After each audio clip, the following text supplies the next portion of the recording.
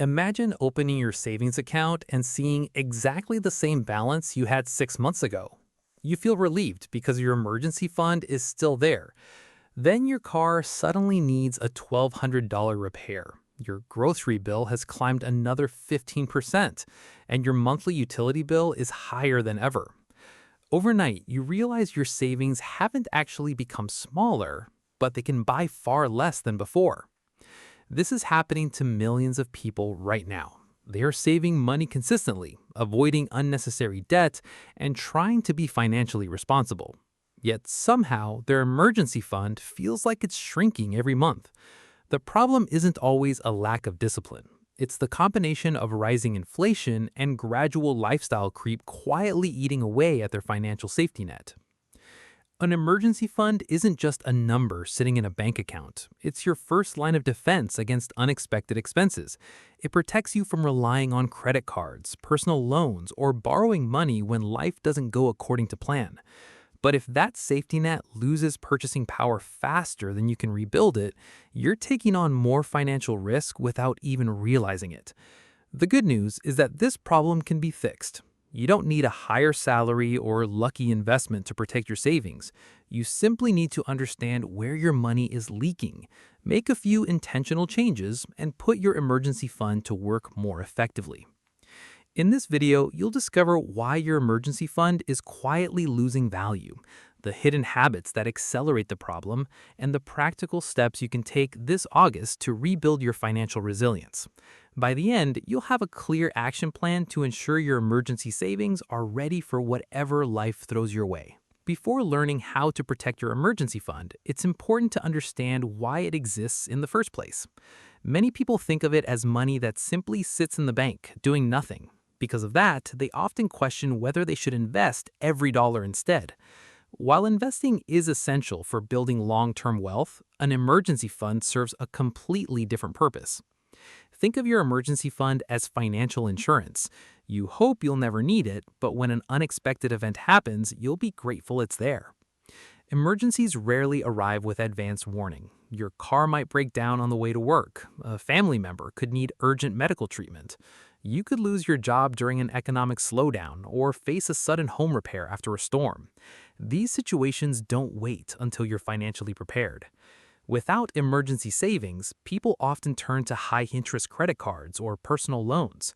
What begins as a temporary setback can quickly become years of debt because interest charges continue growing long after the original emergency has passed. Financial experts often recommend saving between 3 and 6 months of essential living expenses. If your income is unpredictable, you're self-employed, or you support a family, aiming for 6 to 12 months can provide greater peace of mind. Remember, this money isn't meant to generate the highest possible return. Its primary job is to provide immediate access when you need it most. A strong emergency fund doesn't make emergencies disappear. It gives you the time, flexibility, and confidence to solve problems without making desperate financial decisions. That peace of mind is one of the most valuable assets you can own. Now that we understand why emergency savings matter, let's talk about the invisible force quietly reducing their value: inflation. Inflation simply means that, over time, the prices of goods and services increase. If groceries, rent, transportation, insurance, and utilities all cost more than they did a year ago, the same amount of money buys less than before. Your bank balance may look unchanged, but its purchasing power steadily declines. Imagine you built a $15,000 emergency fund 2 years ago. At the time, it covered 6 months of your essential expenses. Since then, food prices have risen, fuel costs have increased, insurance premiums have gone up, and utility bills are higher. Today, that same $15,000 may only cover 4 or 5 months of expenses instead of 6. Your savings haven't disappeared, but part of their real value has quietly been eroded. One common mistake is assuming that once you've reached your emergency savings goal, you're finished forever. In reality, your target should grow alongside your living expenses.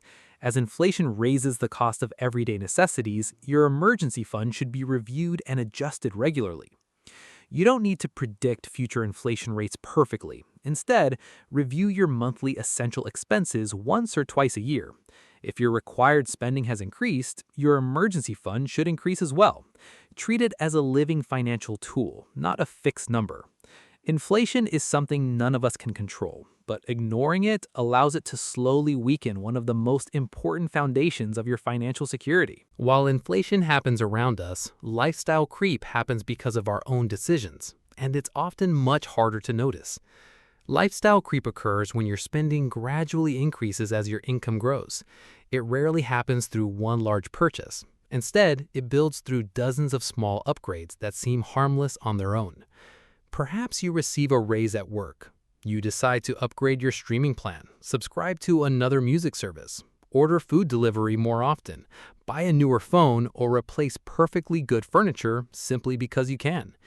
Each expense feels manageable, but together they quietly raise your monthly cost of living.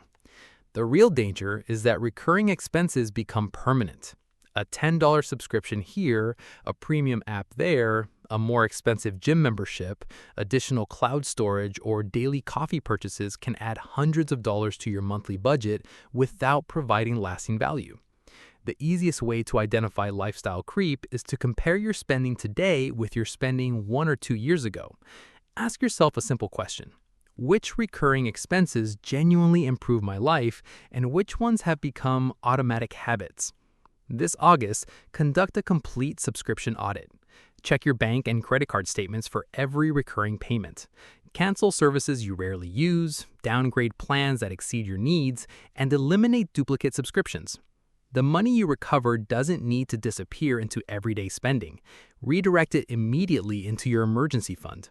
Small monthly savings, when repeated consistently, can restore your financial safety net faster than you might expect. Your goal isn't to eliminate every comfort. It's to ensure your spending reflects your priorities rather than habits you no longer notice. That single habit can dramatically strengthen your financial future. By now, you understand that inflation reduces your purchasing power and lifestyle creep quietly raises your expenses. But before you can strengthen your emergency fund, you need to answer one simple question. Where is your money actually going? Many people believe they already know the answer. They estimate what they spend on food, transportation, entertainment, and bills. The problem is that estimates are often wrong. The truth is hidden inside your bank statements and credit card transactions. Set aside 30 minutes this week and review the last 3 months of your spending. Don't judge yourself, just gather the facts. Create 4 simple categories: essential expenses, financial goals, discretionary spending, and recurring subscriptions. Look closely for automatic payments that have become invisible. Streaming platforms, cloud storage, fitness apps, software subscriptions, online memberships, gaming services, premium delivery accounts, and forgotten free trials can continue charging your account month after month. Even small banking fees or ATM charges add up over time. Next, look for spending patterns instead of individual purchases.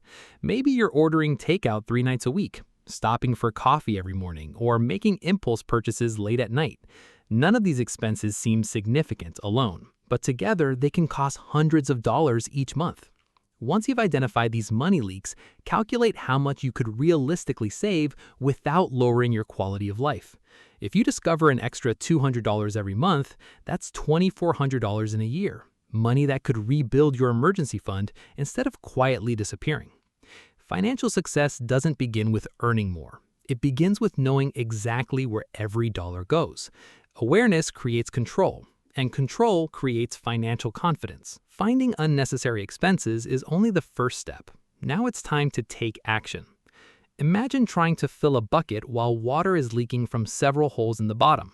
No matter how much water you pour in, the bucket never fills. Your finances work the same way. Increasing your income won't solve the problem if unnecessary expenses continue draining your money every month. Start with the easiest wins. Cancel subscriptions you haven't used in the last month. Downgrade premium services if the basic version meets your needs. Contact your internet provider, mobile phone company, or insurance provider and ask if lower cost plans or discounts are available. Many companies offer promotions to customers who simply ask. Next, reduce convenience spending. Cooking 1 or 2 extra meals at home each week, combining shopping trips to save fuel, and planning purchases before entering a store can dramatically reduce unnecessary spending without making life feel restrictive. Another effective strategy is the 48-hour rule. Whenever you want to buy something that's not essential, wait 2 full days before making the purchase. In many cases, the excitement fades, and you realize you don't truly need the item. Most importantly, don't allow the money you save to disappear into other spending. Immediately transfer those savings into your emergency fund. Automation works well here. Schedule a transfer on payday so you never have to rely on willpower. Remember, financial security doesn't get built through dramatic sacrifices. It's built through dozens of small decisions repeated consistently. Every dollar you stop wasting becomes another dollar protecting your future. When people want to grow their emergency fund, their first thought is often, I need a second job. While earning extra income can certainly help, it's not always the fastest or easiest solution. Instead, begin by increasing the amount of money you keep from what you already earn. Think about recent financial wins. Did you receive a salary increase, a tax refund, a work bonus? Cashback rewards from a credit card?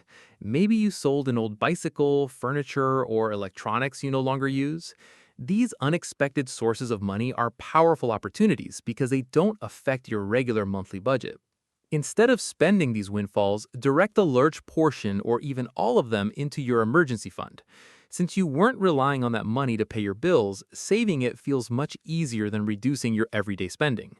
You can also create additional cash flow by reviewing recurring expenses each month. Maybe you negotiate a lower insurance premium or reduce your electricity bill through simple energy-saving habits. Every monthly dollar you save becomes permanent cash flow that can strengthen your financial position. Another powerful habit is directing future raises towards savings before increasing your lifestyle. If you receive a $300 monthly raise, consider saving at least half before adjusting your spending. This prevents lifestyle creep while allowing your emergency fund to grow automatically. Growing your financial safety net isn't always about working harder.